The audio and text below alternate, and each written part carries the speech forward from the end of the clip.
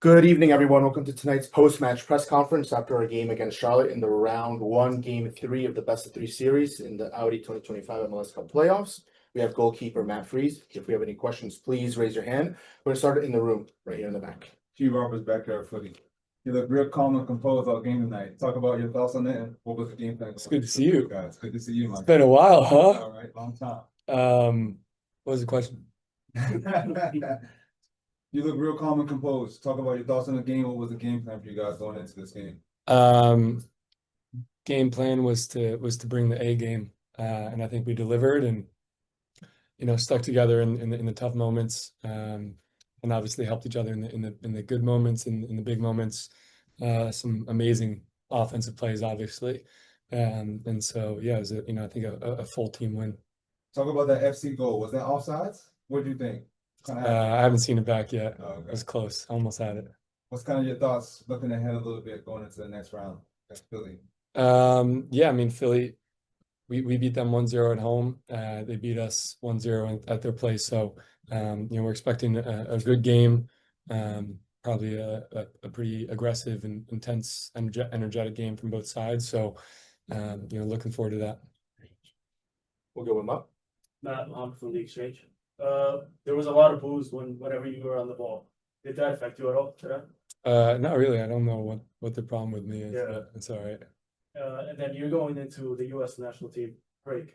Does that help you a little bit?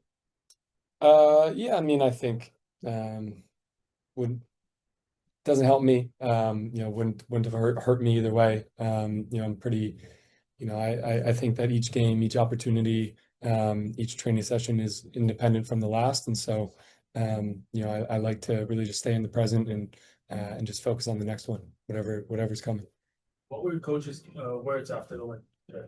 The first and foremost, just think about Pepe. It was obviously a tough moment. He's been such a big part of what we've done this year, and I've known him for I think 7 years. The amount of growth that he had this year is just amazing, and so it's really tough to see. And he was really taking advantage of a great opportunity to get a lot of playing time and be a part, a big part of what we're doing. So that was the primary first message. I'm thinking about him, and we'll keep playing for him.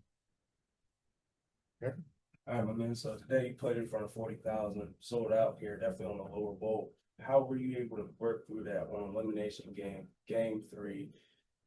Not on your side, apparently. What's the thought process? How do you get through it, man? And how do you push through it as a professional? They weren't on my side. Definitely not the supporters. I didn't notice that. No, I don't care how many people there are. 40,000 or 5 people. I want to win no matter what, and that's why you work hard in training with regards to communication and tactics, so that in a tough environment where you can't really hear each other, you don't need to hear each other. We all know where we're going to be. Thiago and I have a great connection in that way. Justin and I have a great connection in that way, and as far as my position, and working with the back line, Tavon, Kev, Raul when he came in.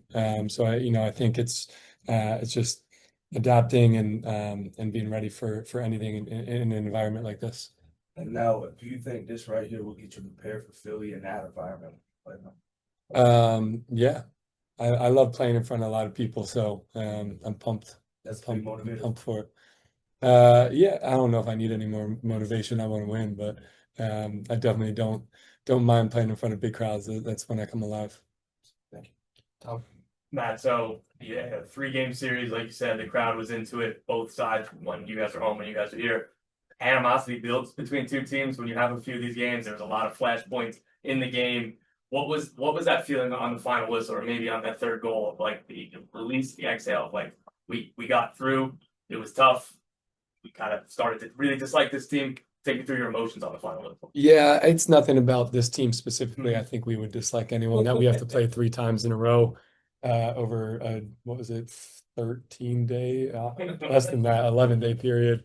Deciding, deciding if we're going to advance in the playoffs, and you know, people's contracts are on the line, money's on the line, you know, achievements on the line, and so that's why those emotions come out. It's definitely nothing personal against them.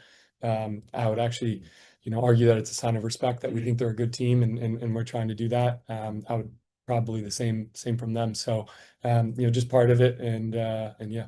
And now going back to Philly, for you personally, it's your former club, been in NYCFC. I know you don't need any extra motivation. I know that you're used to hostile crowds. You don't really care. But what's it going to be like for you personally going back to Philly here with NYCFC?